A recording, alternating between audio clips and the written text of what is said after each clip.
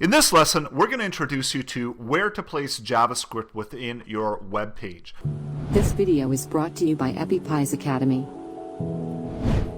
So I've got a typical HTML page here where we've got our HTML tags, opening and closing tags, our head, opening and closing, body, and opening and closing. So this is a very basic HTML document, and now we want to introduce JavaScript into our document. So we have a number of choices of where we can put JavaScript and how JavaScript gets brought into our web page. So in order to bring JavaScript into our web page, we use the script tag. So just like we do with HTML, we've got an opening script tag and a closing script tag, and then in between here, this is where the JavaScript is going to sit. So here we can write some JavaScript code, and this gets rendered out as JavaScript.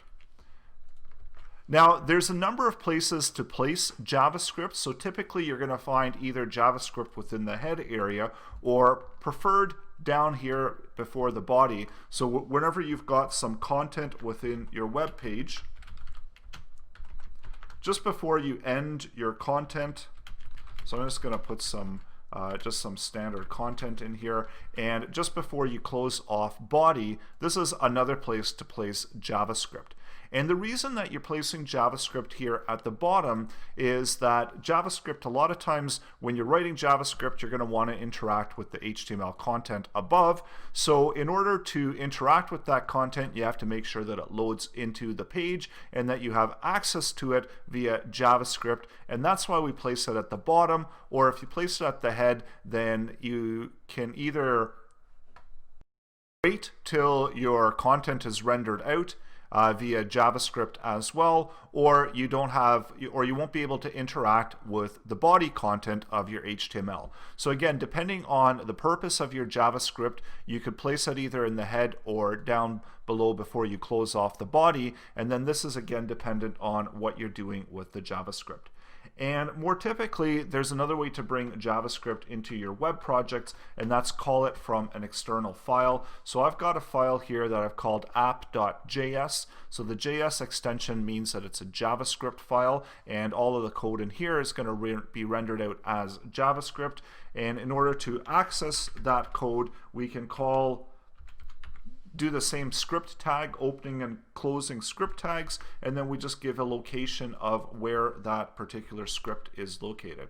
So either way, it's going to bring in JavaScript. So first it's going to read off the JavaScript that's contained within apps.js, and then next it's going to read off the JavaScript that's contained within the index.html page. And both ways it's going to bring the JavaScript after all of the content has loaded within the web page, making it accessible and usable via JavaScript. Now, another thing that I want to introduce within this lesson as well is that we see here that I was able to comment out JavaScript, and this is how you're able to comment out content within JavaScript. And documenting your content is a great way to explain your JavaScript code and also make it more readable to other developers that might be looking to interact and update your application, or if you're coming back after a few months and you've got it well documented with comments, then you can access that content. So basically what's happening here whenever we place these two slashes, the two forward slashes, means that anything within this line of code doesn't get executed.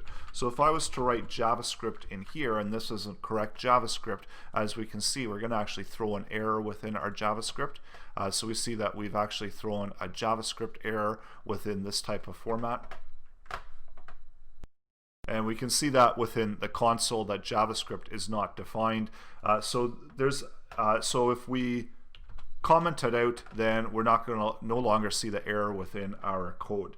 Now there's another way to comment out multiple lines of code, and that's how you can use the /*, and then opening and closing that off, again it's /*, and then all of the content here, so you could potentially comment out multiple lines of content and code that doesn't get rendered out via the JavaScript.